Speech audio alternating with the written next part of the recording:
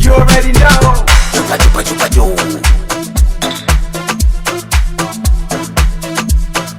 Kuluku tantamante telehe. I will tell you once again. First melody. Billy Money Boy. Ichupa ryawe hejuru nimba nawe uryohewe, wagira turi mwijuru mbega ubu buryohewe, umwe wese nicyo akunda ntakwibanira, jewe icanzanye ni inzoka ni baby, umuziki uryoha ufite inzoka ni baby, inzoka ni baby, ikirori kiryoha hari inzoka ni baby,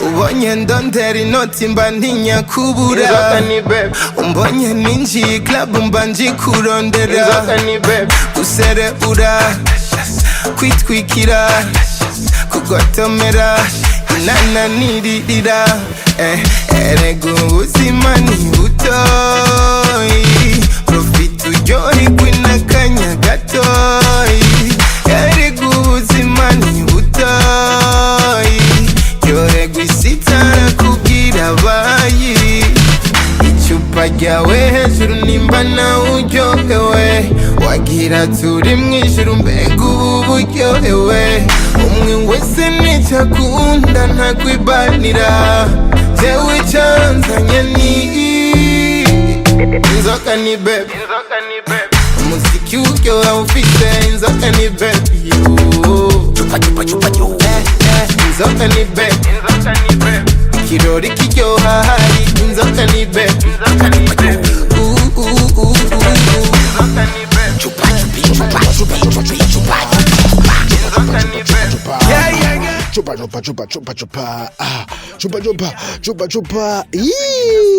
inzoga ni baby.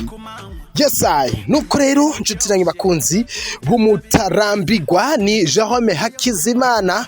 Umutarambirwa kijana mchanga mufu japo si mkamilifu, sina mwingi udhaifu, ningependa niwe mtakatifu, naelekea kwa maarufu, nikiwakosa ninyi haswa nitakuwa kama mufu.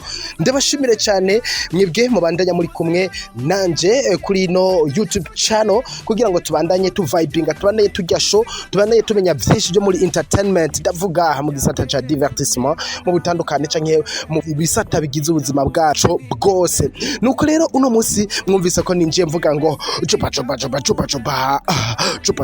chupa tani baby iri kwiravugisha abantu benshi inyuma yo kushira ku mugaragaro audio yayo eka mbere na coming soon yayo ku mbuga zitandukanye z'abo baririmbyi, aho ndavuga Double J once again ari kumwe na Kirikou Akili, bose hamwe bagize umugwi Birman Boy bifatikanije n'icamamare mu gihugu cy'u Rwanda, uwo nawe se wundi ni Bruce Melody, bagiye hamwe bakora iyo ndirimbo inzoga ni baby iri mu mudiho utambika indirimbo wumva ko igiye kurangiza umwaka neza, rufuta amadeni.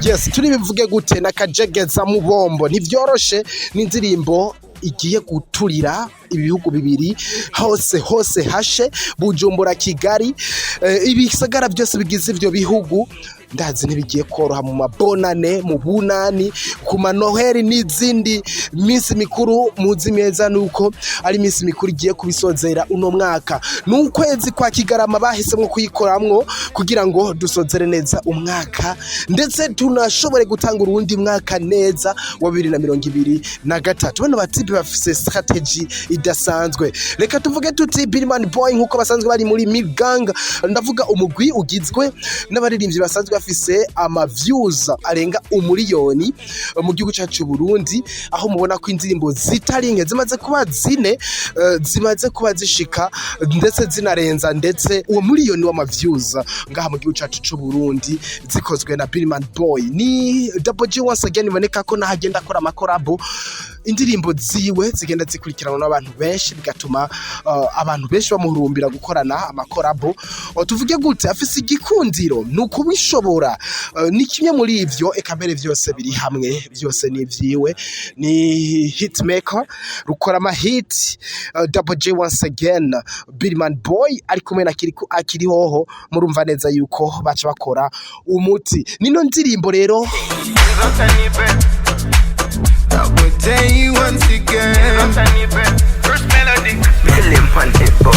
indirimbo bise Inzoga ni Baby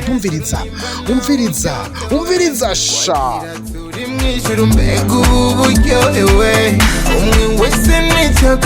wiki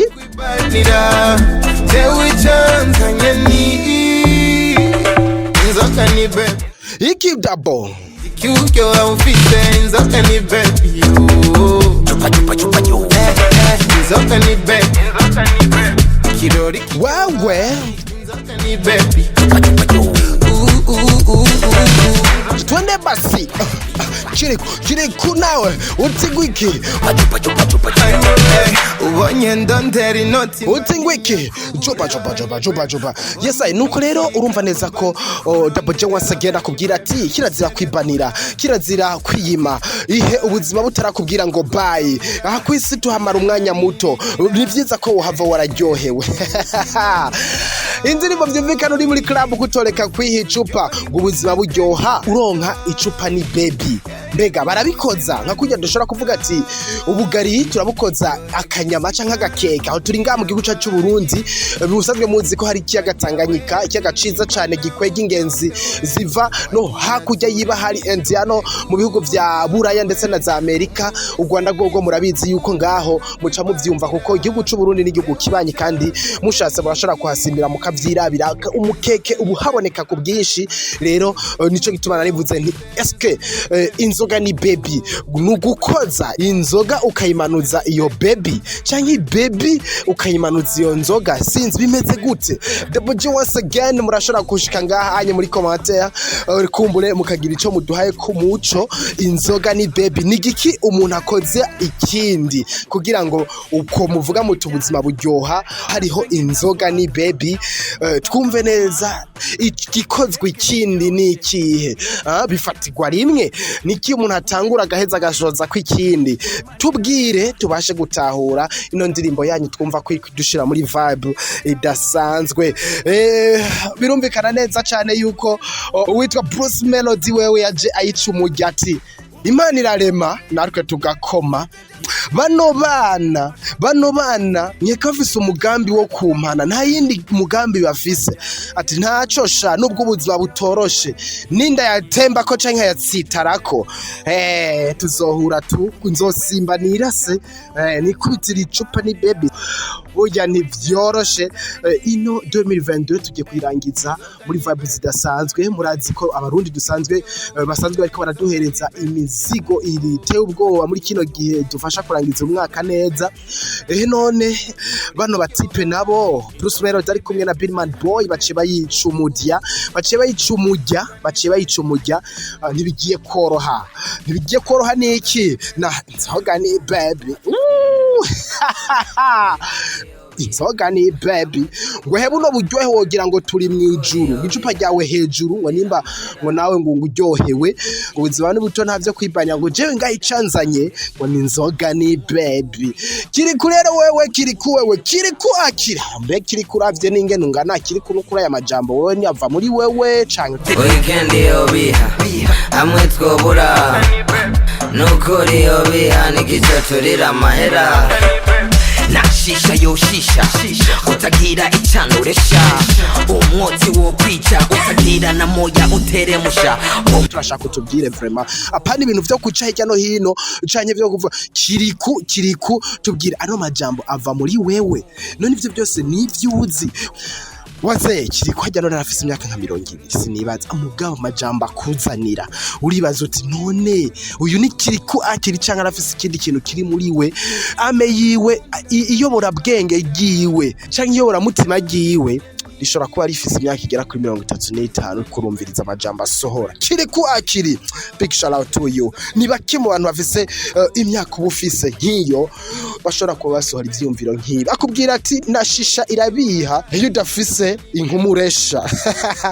Gudafise icupa ho ngo umanuze myotsi babica bibi ibintu birebiresha ni hatari. So n'indirimbo bimeze neza fresh, indirimbo itambika, indirimbo yo muri mood. Aha abantu bonyene ishobora kubijena kandi twihanganisha n'abantu babakizwa kuko indirimbo urumva neza ko irimwo full vibe, full lyrics. Eba ntacu umuntu yogaya, indirimbo imeze neza. Amasanamu rero yoyo ehera bakano baduhonjeje sha ehera.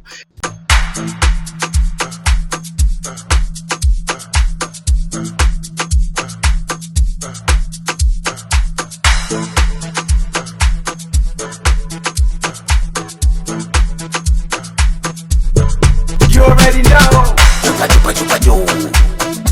Mukanya imbuga ziratokombera za YouTube mye gusa mugume muri hafi nanje mbandanya ndabazanira ibintu ku mwanya kugira ngo ntimugire ibihe bibi na cyane ko turi mu mpera z'umwaka mubandanye mwiyabona ku bwinshi ntaco muzomburana naraje ni mutarambirwa ivyo kurambirwa twarabisezereye twebwe kuri no channel tuba turi shwanga danga hina davanga furu kanga bila manyanga furu mizuka kamwe yatutumika nyanga wakati mwingine tunavakanga na tunapokuwa tunapasua anga wengine tunachanua kama karanga. Basi na meshi yo kukuruhisha reka ngusezere ndakwipfuriza kubandanya ukurikira ibikorwa bigiye bitandukanye bica kuri no YouTube channel y'umutarambirwa Jerome Hakizimana, hanyuma byinshi uzobandanya ubimenya ku mwanya gose nako nazokora kugira ngo bigende neza. Nite Jerome Hakizimana mutarambirwa, sijawahi sema yasio na maana. Ninaamini kuwa hekima ndio nguzo ya maisha daima. Nite JJ ama sivijizo mkura hizi na hizo, hata katika shida na matatizo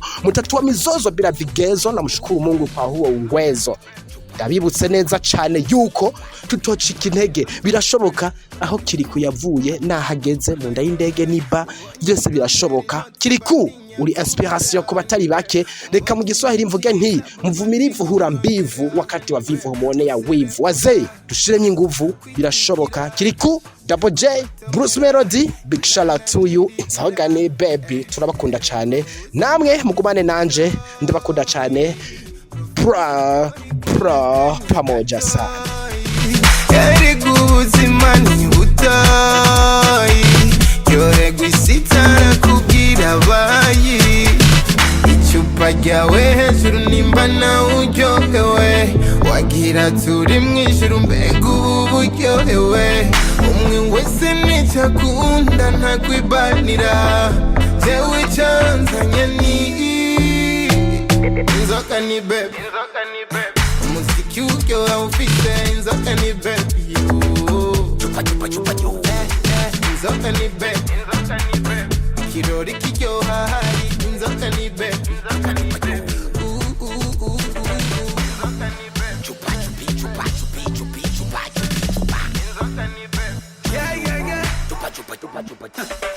Inyoto ni jana, na swingi na swaga, ni mpaka kumanywa, ndeke niryoshe.